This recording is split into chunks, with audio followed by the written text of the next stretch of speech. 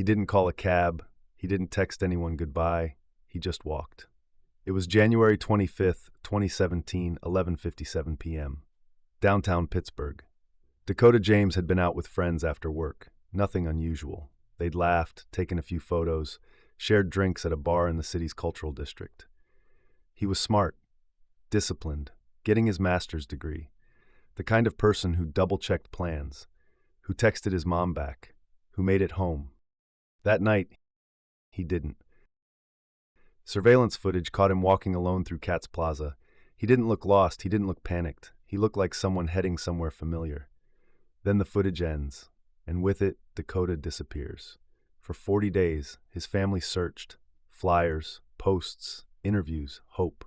And then on March 6th, the body is pulled from the Ohio River, 10 miles downstream. It's Dakota. The official cause, accidental drowning. Case closed. But questions lingered. His body showed none of the signs you'd expect after spending more than a month in the water. There were inconsistencies in the autopsy. No clear explanation of how or why he ended up so far from where he was last seen. And there was something else, something his family couldn't shake. He wasn't the only one. Over the past 2 decades, dozens of young men, college-aged, athletic, well-liked, have vanished after nights out, only to be found later in nearby rivers. Minneapolis, Chicago, New York, La Crosse, Pittsburgh, all ruled accidents, all blamed on alcohol and cold water. But what if it wasn't that simple? In several of these cases, graffiti was found not far from where the bodies were recovered. A face, 2 eyes, a smile. It's led some to believe there's a pattern, a signature, a killer or killers who've stayed hidden in plain sight. Law enforcement denies it. The FBI says there's no evidence. But to the families who've lost sons and brothers under nearly identical circumstances, the coincidences feel like something more. And if those families are right, then whoever's behind it is still out there. Dakota James was the kind of young man who could make an entire room feel warmer just by walking into it. At 23, he had already earned the respect of his peers at Duquesne University in Pittsburgh. A graduate student studying business administration, Dakota wasn't just focused on his career. He was passionate, thoughtful, and full of ambition. His family often described him as the type of person who went out of his way to help others, whether it was tutoring a struggling classmate or surprising his mom with a phone call just to say, "I love you." And that's how she remembers him, always smiling, always making others feel seen. But the night of January 25th, 2017, changed everything. Dakota had gone out with friends to enjoy a casual evening in downtown Pittsburgh. Nothing out of the ordinary. They visited a couple of bars, laughed, shared stories. Just another night for a college student trying to balance school and life. By all accounts, he was in high spirits. There were no signs of distress, no fights, no unusual behavior. His last message to a friend was clear and casual. He was heading home. He wasn't drunk. He wasn't lost. He had simply decided to take a shortcut. A quick walk through Katz Plaza, then down by the river. Surveillance footage from nearby cameras shows Dakota walking alone, moving with purpose, as if on a familiar route. The last frame of him disappears into the night. For 40 days, his family waited. No word, no sign of where he had gone. His phone was dead. His social media went quiet. Every minute felt like an eternity. His mother, Pamela James, fought to hold on to hope, organizing search parties, posting on social media, reaching out to anyone who could help. She couldn't understand how someone could just vanish into thin air. How could this happen to her son, someone with such a bright future ahead? But then, just as suddenly, there was a discovery that would break the silence and shatter every belief the family had about what truly happened to Dakota. On March 6th, 2017, his body was found in the Ohio River near the Interstate 79 bridge over Neville Island. His body had drifted 10 miles from where he was last seen. The Allegheny County Medical Examiner ruled the death an accidental drowning. For the officials, that was the end of the story. But for Pamela and the rest of Dakota's family, something didn't sit right. What they found was far from the closure they hoped for. Dakota's body had been in the water for 40 days, yet when it was recovered, it didn't show the usual signs of water exposure. There was little to no decomposition, no obvious signs of struggle. But what Pamela noticed immediately was the blood, dried, thick blood on her son's fingers, blood that hadn't been washed away by the river's current. How was that possible? Pamela couldn't help but ask. How could her son, a healthy, athletic young man, end up in the river like that? And why were there no clear answers? She remembered their last conversation. She'd texted him the night before, just a simple message, "I love you." He replied, "I love you too, Mom." That was the last time she'd heard from him. She clung to that last exchange as her only tangible connection to him. But now, looking at the photos of his body, Pamela was gripped by a different feeling, the sense that something had gone horribly wrong, that her son hadn't just made a bad choice one night, he had been taken. As the investigation into Dakota's death unfolded, there was one thing that was impossible to ignore: the pattern. It wasn't just Dakota. It wasn't just his tragic end. It was the fact that so many young men had disappeared after nights out, only to be found days, weeks, sometimes months later in rivers across the country. And the circumstances? Nearly identical. It was this pattern that led retired NYPD detectives Kevin Gannon and Anthony Duarte, along with criminal justice professor Dr. Lee Gilbertson, to theorize that these cases weren't random, that perhaps there was something more sinister happening, something deliberately orchestrated. Could it be a coincidence that in many of these cases, a smiley face was found spray-painted near the scene where the body was discovered? That strange, simple symbol, two eyes and a crooked smile, seemed to appear far too often, almost like a signature. A signature that raised the question, was this the work of a serial killer? Or were they simply accidents? Could there really be so many drownings that just happened to fit such a strange pattern? And why, then, were there no explanations, no evidence, and no justice for the families? Pamela James couldn't rest. She couldn't believe that Dakota's death was just another case of bad luck. That didn't make sense. She continued her own search for answers, her grief driving her forward. And so the question loomed. What had truly happened to Dakota James? Was it truly an accident? Or was there something much darker at play? As more families began to speak out, families whose sons had also been found dead in rivers, the question grew even larger. Were these deaths all isolated tragedies? Or were they connected in ways law enforcement wasn't willing to acknowledge? In the early hours of January 1st, 2000, 21-year-old Brian Welsing left a New Year's Eve party in Chicago.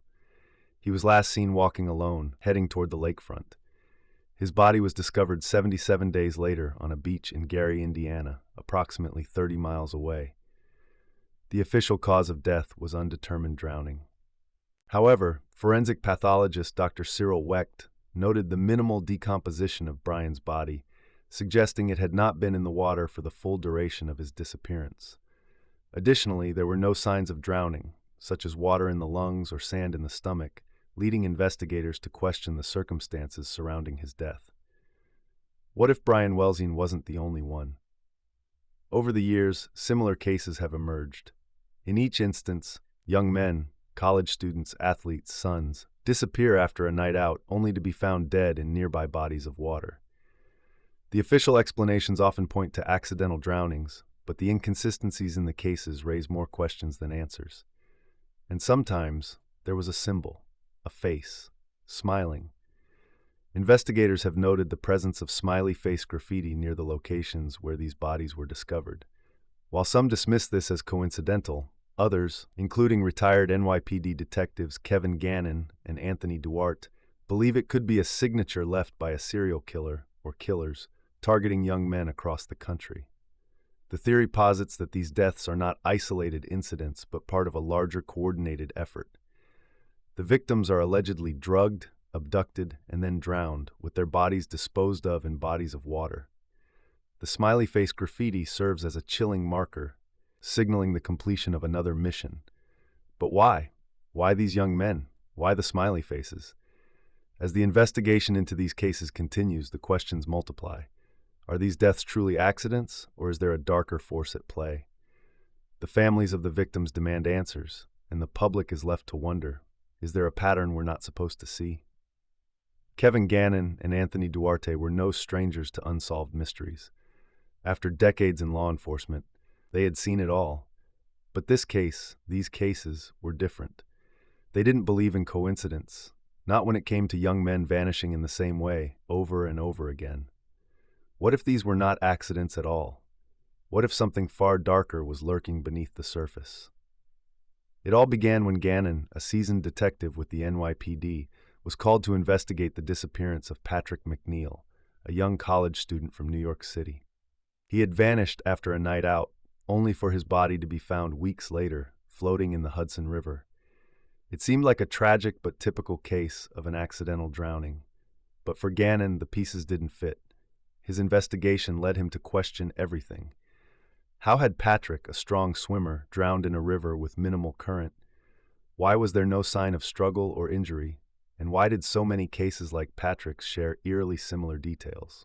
Was this just a coincidence, or something far more calculated? Gannon and Duarte began to link the dots.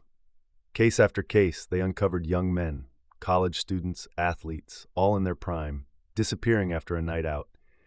In each case, their bodies were found in bodies of water, often miles away from where they had been last seen.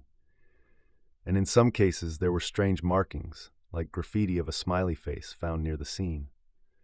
What if these men weren't dying by chance? What if there was a signature left behind, a message? As the cases mounted, Gannon and Duarte began to suspect something far more sinister at play. They weren't just investigating accidents, they were investigating a possible serial killer, or even a network of killers, operating across multiple states. Gannon's obsession grew. He spent hours poring over case files, analyzing maps, compiling evidence. The detectives created a wall of photos, red strings connecting cases, symbols sketched onto boards. They mapped the locations of the deaths, noticing that the incidents weren't scattered at random, but were geographically clustered, as if someone was orchestrating the pattern. What was behind this pattern? Was someone out there hunting these young men? Gannon and Duarte also reviewed toxicology reports from the victims' autopsies. They found traces of GHB, gamma-hydroxybutyrate, a powerful sedative often used to incapacitate victims. GHB could explain how these young men had been so easily overpowered. But the deaths didn't add up. The bodies were found with no water in the lungs, no signs of drowning. The timeline from disappearance to discovery didn't match what should have happened. And then came the smiley faces. The graffiti, often located near the bodies of the victims, seemed to show a clear, chilling signature. It was subtle, but it was there. Was it a warning? A mark of completion? Gannon and Duarte couldn't ignore it. The theory began to form. A serial killer or killers using smiley face graffiti as a calling card, marking their twisted success. But could it be a coincidence, or was there something far deeper here? Despite their mounting evidence, law enforcement was reluctant to follow Gannon and Duarte's lead. The FBI dismissed their theory, stating that there was no concrete evidence linking the deaths or showing any clear signs of foul play beyond the drownings themselves. Yet Gannon, a former NYPD detective with an unshakable belief in his convictions, refused to accept the simple explanation. He spent nights at his desk, combing through case after case, looking for anything that could prove what he was certain of, that these deaths were not random, not accidental. What if these deaths were just the beginning? In the dark corners of their investigation, Gannon and Duarte began to uncover more than they had anticipated. As they presented their findings to the public, they were met with a combination of skepticism and shock. But the theory began to spread, spreading like wildfire through the media and into the minds of families who had lost loved ones under similar baffling circumstances. Gannon and Duarte's wall of cases, red strings, and smiley face symbols grew ever larger, a haunting map that seemed to confirm their worst fears. The smiley face killers, if they existed, were still out there. If they are real, who is next? As the investigation continued to unfold, the detectives were left with one burning question. If the smiley face graffiti truly was a signature, who was behind it? Who could be responsible for the deaths of so many young men? And what was their ultimate goal? The pieces of the puzzle were coming together. The connections were undeniable. Yet with each piece Gannon and Duarte uncovered, the mystery only deepened. As Gannon and Duarte's investigation progressed, the two detectives came to a chilling realization. This wasn't the work of a lone wolf. They began to consider a far more disturbing possibility. an organized network operating across multiple cities, targeting young men. The more they uncovered, the more it became clear that there was no simple answer. There were just too many similarities between the cases, too many dead ends leading to the same haunting symbol. What if the people responsible were not just one or two killers? What if there was something more, something far more insidious? The theory they started to piece together was terrifying, not only because of the brutal nature of the deaths, but because of the potential scale of the operation. This wasn't just a random collection of incidents. What if there was a network of people spread across different states, orchestrating these disappearances? What if this was not an isolated incident, but part of something larger, something systematic? Gannon and Duarte speculated that the killers were following a pattern. A young man, athletic, confident, and perhaps slightly drunk, leaves a bar or party. He's out alone, possibly unaware that he's being watched. Maybe he's followed. Maybe he's approached by someone who offers him a drink, laced with a drug like GHB. From that moment on, everything goes silent. Could the deaths be as simple as the victim being drugged and discarded? Or is there a much darker reality unfolding just beneath the surface? In their theory, once the young man is incapacitated, the killers might take him somewhere remote, an alley, a wooded area, or even the banks of a river. It's here that the details of each case blur together.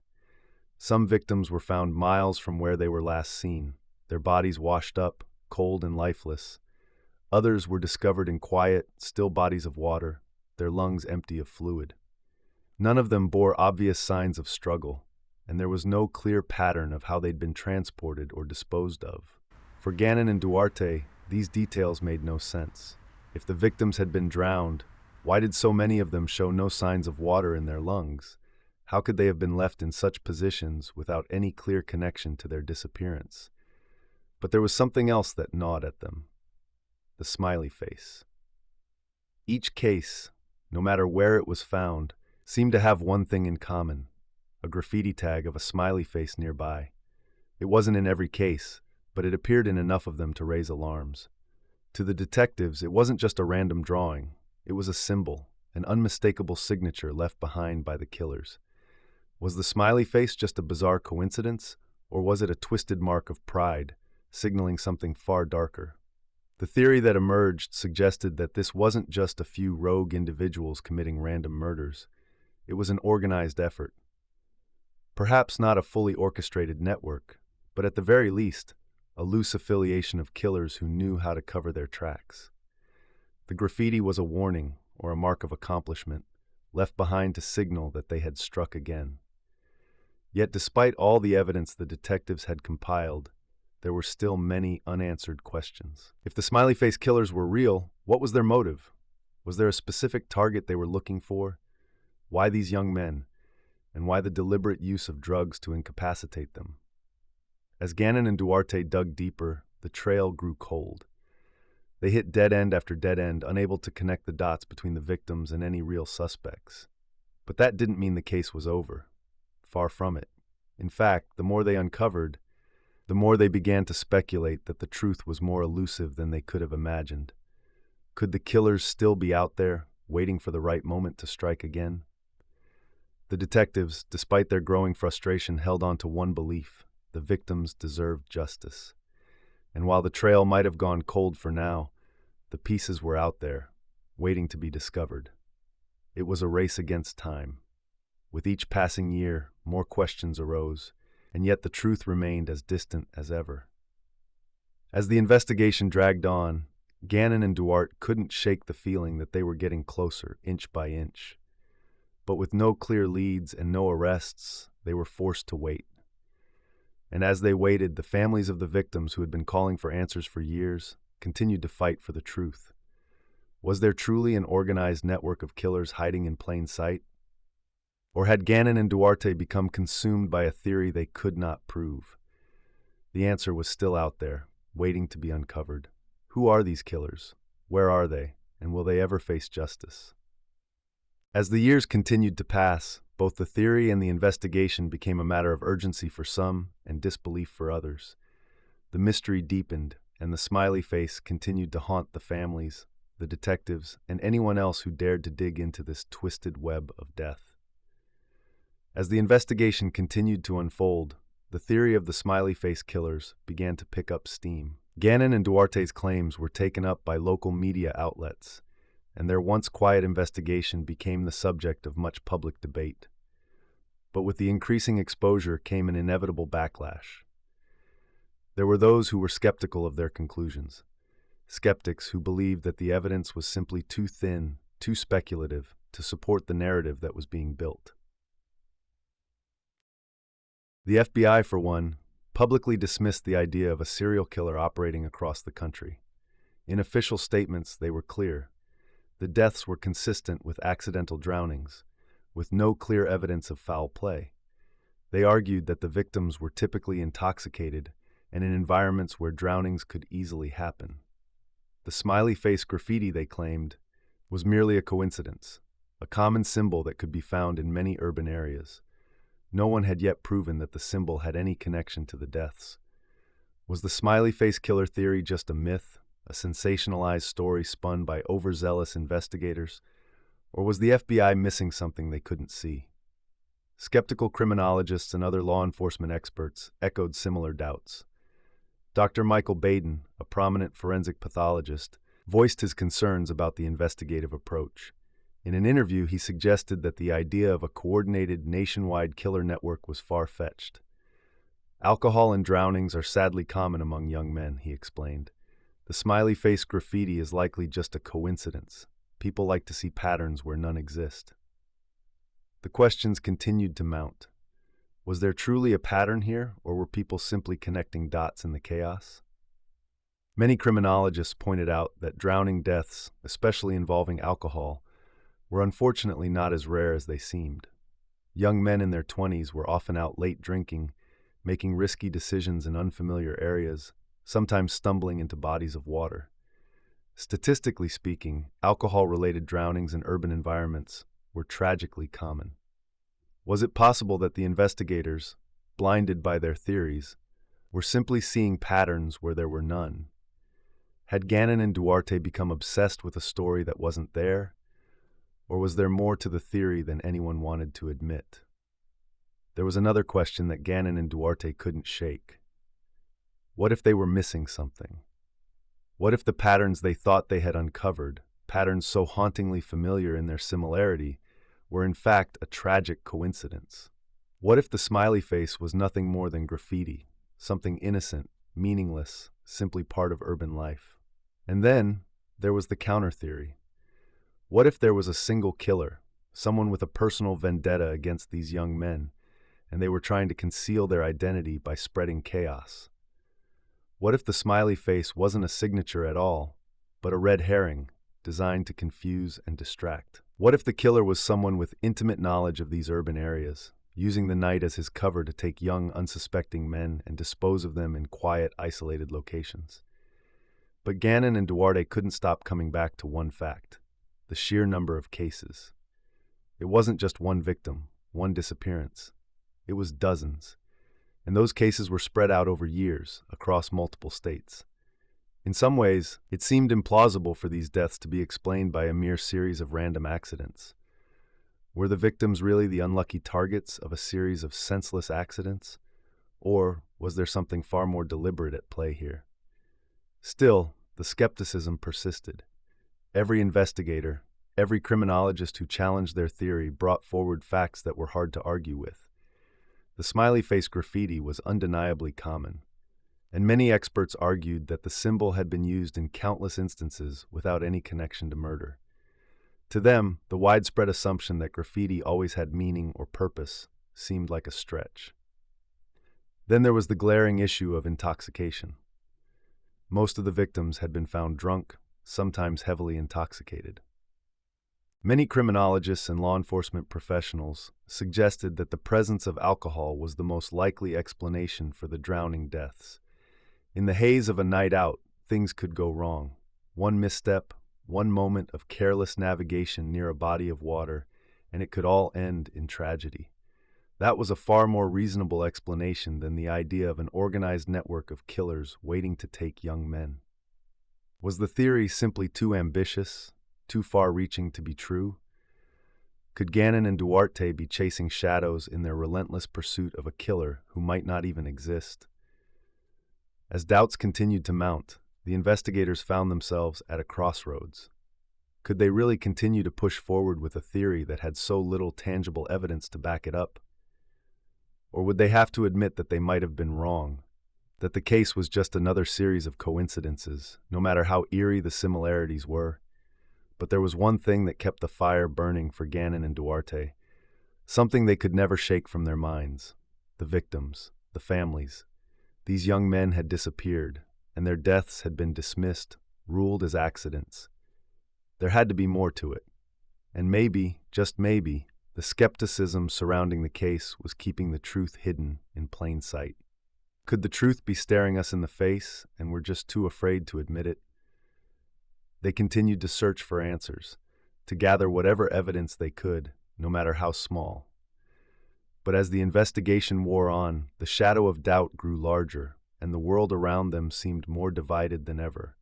Were they right? Were they onto something bigger than they could understand? Or were they just chasing a ghost? The truth remained elusive, slipping further and further away as they followed the leads, unsure of where they would take them next. As the investigation continued to unfold and the theory of the smiley face killers gained momentum, there was one crucial group of people whose voices refused to be silenced: the families of the victims.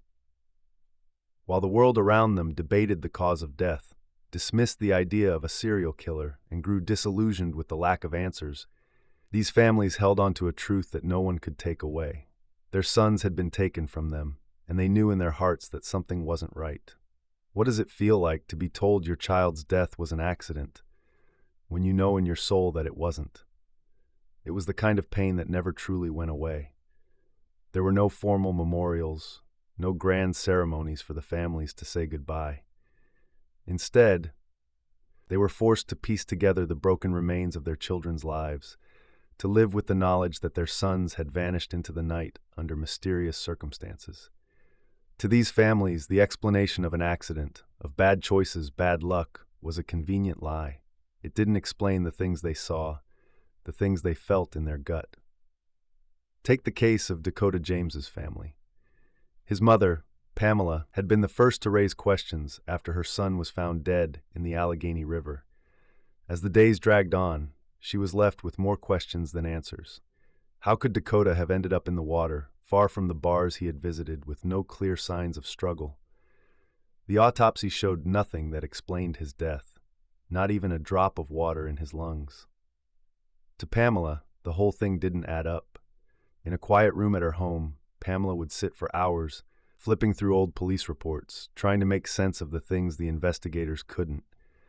She would often hold Dakota's belongings in her hands: his favorite jacket, a picture of the two of them on vacation, a ticket from the concert he had been planning to attend before he died. Those were the moments when the pain became unbearable. But they were also the moments when she knew her son deserved the truth. What happens when the world tells you to move on, but you can't forget what your heart tells you? Pamela was not alone. Brian Welzine's parents also found themselves caught in an endless battle for answers. Brian, a college student from Milwaukee, had been found dead in the Menomonee River in 2008, 2 months after his disappearance. Like Dakota's family, his parents had been told by investigators that it was a tragic accident. But Brian's parents knew their son. He wasn't the kind of person who would just wander off and drown in a river. There were too many questions, too many things that didn't make sense. Brian's father, Tim, spent countless hours poring over police documents. He sat at his kitchen table late into the night, laying out old maps, newspaper clippings, and photos. He made phone calls to anyone who would listen. But each time, the answers he received were the same. There was nothing more they could do. It was just another case of a young man losing his way, falling into a river after too many drinks. But Brian's parents refused to believe it. Their son's life couldn't be reduced to an accident. They refused to let his story fade into the background like so many others. They refused to let their son become just another nameless statistic. Could these families be onto something the police had missed? Were they uncovering clues that the rest of the world had forgotten to see? Pamela James wasn't the only one fighting for her son's story to be heard. Across the country, similar scenes played out. Mothers and fathers refusing to let go, determined to uncover the truth, to demand answers. And in many cases, the answers didn't come easily. In a quiet home in Minnesota, a mother sifted through the belongings of her son, Chris Jenkins, who had disappeared from a bar in 2002.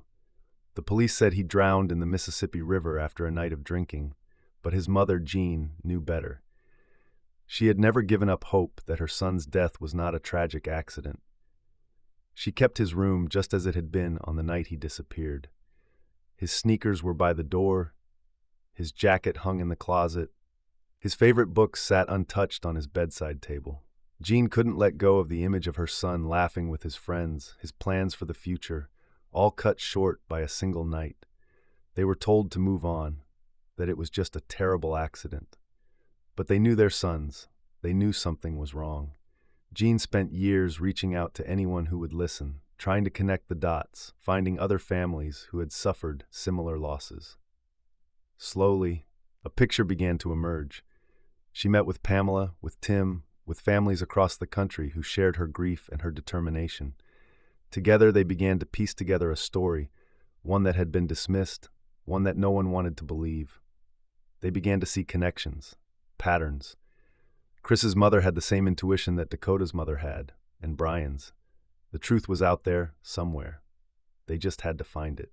Were these families just holding on to hope in the face of despair? Or were they uncovering a dark truth that no one wanted to admit?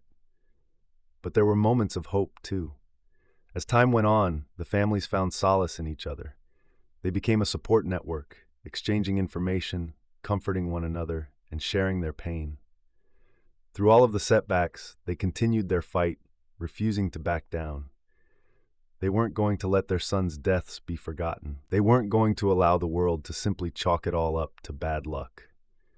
Pamela, Tim, Jean, and others started to speak out more publicly. They gathered in groups, attended conferences, and advocated for the reopening of investigations. They fought for media coverage, hoping that the attention would help uncover more evidence, more stories. In 2017, after years of pressure from these families and renewed interest in the smiley face killer theory, the FBI took another look at the cases. Although they still officially maintained that the drownings were accidents, they began to acknowledge that more research was needed. It wasn't the breakthrough the families had hoped for, but it was a glimmer of recognition, proof that their fight wasn't in vain. As the years went by, these families continued to honor their sons' memories by keeping their voices loud. They shared their pain with the world, demanding justice, hoping that one day someone would hear them and finally give them the answers they so desperately sought. Could these families finally get the answers they deserve? Or would their quest for justice fade into the silence, just as the bodies in the rivers had? Despite the doubts, despite the setbacks, the families of the victims refused to let go. Their fight for the truth was far from over, and in their hearts, they knew their sons weren't just another statistic. Their sons mattered, and one day the world would know it too. Years passed, the headlines quieted, the news cycle moved on, but the parents didn't, the friends didn't, the questions didn't, and then, slowly, quietly, the story returned.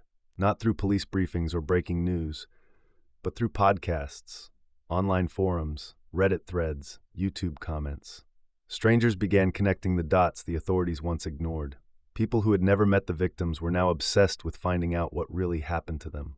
Old footage resurfaced. Case files were reread, frame by frame, word by word, and a theory once laughed off started gaining traction again. Not because it had changed, but because the world had. Technology had advanced. Cold case DNA testing was no longer a dream. AI reconstruction, enhanced surveillance footage, geo-tracking, tools that didn't exist in 1997 were now in the hands of people who cared enough to keep asking questions. And families who once stood alone now had an army behind them. Kevin Gannon, the retired detective, he still has the maps, still checks the data, still believes. He's older now. The red string is faded, but the pattern? It's still there. Pamela James, Dakota's mother, still keeps a folder of everything. Every article, every message, every unanswered call. It sits on her kitchen table like a promise she refuses to break. They're not chasing ghosts. They're holding on to facts, facts that still don't make sense. What if the truth was never buried, just ignored? What if the right eyes haven't looked yet? There's a name you haven't heard yet, a detail you haven't noticed. Someone out there knows something. Maybe they were there that night. Maybe they saw a face, heard a name, noticed a mark. And maybe they've never told anyone. The FBI still holds their stance. No foul play, no connection, no conspiracy. But if that's true, why are the questions louder than ever? Could we really be one witness away from everything changing? This isn't about catching a killer anymore. It's about giving people peace. It's about telling the truth, however quiet, however hard. And if there's even a sliver of hope left, it's enough. What would you do if the person who could solve this was watching right now? They had plans, futures, texts they never replied to, classes they never finished, jokes their friends still remember, places they were supposed to go, people they were supposed to become. Dakota, Brian, Chris, Tommy, Joey, Patrick. Different cities, different years, but their stories now echo through the same silence. Each face in a yearbook, each photo on a flyer, each candle in a vigil. A life cut short, and a family left standing in the cold, asking questions that still haven't been answered. They weren't just cases. They weren't just autopsies or reports or GPS coordinates. They were people, sons, friends, teammates, smiles frozen in time. And behind every one of them, there is a mother who hasn't stopped looking out the window, a father who still rereads the police statements, a friend who still has their number saved. This story isn't just about tragedy. It's about memory, about refusing to let someone's last night define their entire life. Because some people believe there's still time, that justice doesn't always come quickly, but it can still come. The theory, the doubt, the confusion, it all matters, but it's not the ending. The ending hasn't happened yet. And maybe that's the point. What if the final chapter hasn't been written because it's waiting on someone watching right now? If even one of these families gets the truth, if even one unanswered question finds light, maybe that's enough. Because these stories deserve more than mystery. They deserve remembrance and resolution. So we remember them, not as victims, not as theories, but as people. And we keep asking the question that still echoes across riverbanks, empty streets, and closed case files. Was it all just coincidence, or are the smiley face killers still out there?